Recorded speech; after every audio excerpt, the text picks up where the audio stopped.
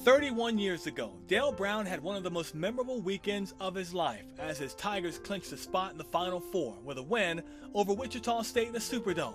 A far cry from the program he inherited in 1972 when he got a sobering message from athletic director Joe Dean. You're going to have to sweep the floor, he said, probably keep score, and maybe sing the national anthem. October 15, 1972. Came down an hour early. Guess who had to sweep the floor, put the baskets down? My managers, trainers, assistant coaches, and myself. So those early seasons produced meager success, but beginning in the late 70s, things started to come together for Brown's Bayou Bengals, who entered the 80-81 season with an experienced squad, with high hopes, but not quite as high as the coach could have foreseen.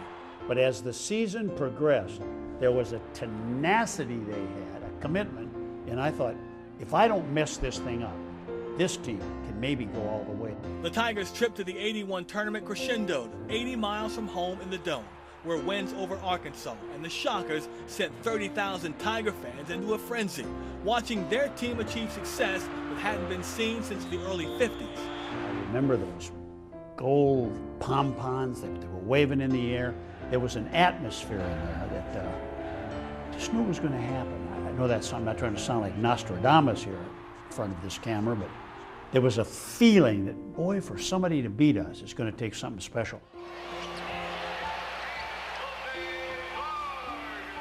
Brown's Tigers made another Final Four run in miraculous fashion as an 11 seed in 1986. But it's a tournament run that didn't happen that many Tiger fans remember. With an uber-talented roster featuring the likes of Chris Jackson, Stanley Roberts, and Shaquille O'Neal, Coach Brown's 1990 squad failed to make it past the second round of the tournament. I was worried about him from the beginning for this reason. Stanley as a freshman was a better player than Shaquille as a freshman. Chris was a sophomore. So now we had the center open the first year. Chris driving down the middle and stopping and going all the way to the basket. Shaquille struggled as a freshman. He only averaged about 14 points. Now that sounds ludicrous, 14 points. But the star he could have been. It was a difficult group to bring together because Chris kind of felt like he had a bit in his mouth because he couldn't drive the middle anymore. And then in retrospect, should have I benched one of the two centers? I don't know. Good or bad idea. Hindsight's always 20/20. Thank God I'm free at last. I'm ready to go. Under the cloud of a recruiting scandal, Dale Brown called it a career at the end of the 1997 season, but stayed just as active in retirement as he did roaming the sidelines at LSU, crediting basketball with motivating him toward the pursuit of greatness in every facet of life. And when a coach put his arm around me as a young boy and patted me on the back and said, Dale, God don't make any junk, man. You could be pretty good in something. Wow. It gave me the first self-image of myself. It taught me discipline. It taught me teamwork. It gave me a college education. One of Brown's most talented players now has a towering statue outside of the PMAC, and many of his coaching peers have courts named after them. But Brown says his legacy speaks for itself, whether or not the hardwood at the Maravich Assembly Center ever has his name on it. Why do you coach?